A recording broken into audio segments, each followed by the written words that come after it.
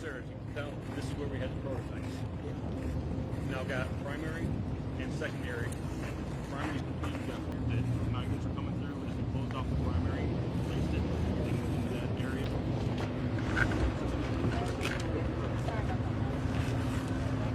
Y'all make sure you hear yourself to the president and tell him what to do.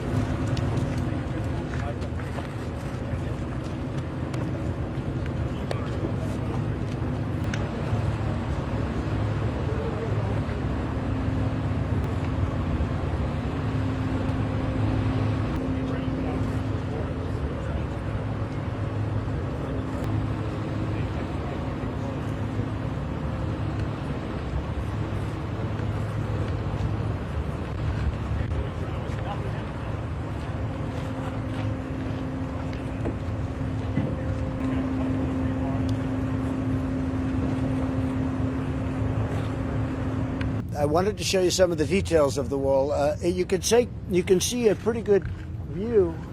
This is going to be close to 500 miles by the time we finish. Those are the areas that are most important.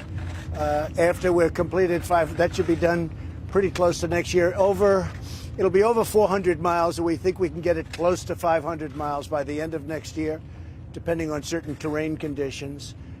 But we're doing all of the most important areas. We have a lot of natural barriers like mountains and streams and rivers and some pretty vicious and violent rivers, actually.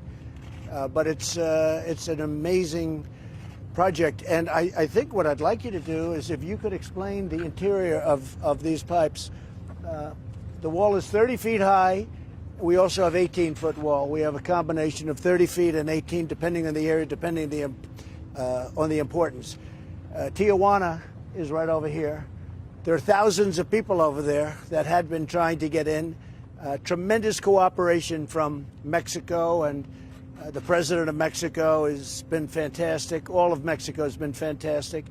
As you know, right now they have 27,000 soldiers. So in addition to the wall, we have the soldiers. Now the wall still obviously has a ways to go, but we're building it at a breakneck speed. I wanted them to show you the interior of parts of the wall and what's inside of each individual slat. And you'll see it's a combination of steel, concrete, and as one of the folks just said, it really is virtually impenetrable. Any walls that were put up would get knocked down very quickly, very easily. This wall is not something that can be really knocked down. I guess anything can, but this is very tough. And it goes down 6 feet. It's 3 and 4 feet wide. The concrete, you see it right here, it's exposed. And I might ask General Semonite to say a few words about it.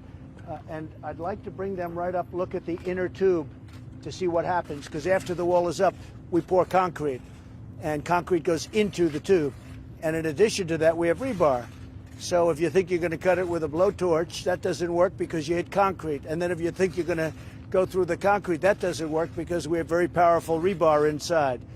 So it's a very powerful wall, the likes of which probably to this extent has not been built before. This is an area, because it's so highly trafficked, this was one of the most dangerous areas. We have a double wall. We have a wall on both sides. One is 18 feet, that's your border, and the other one is 30 feet.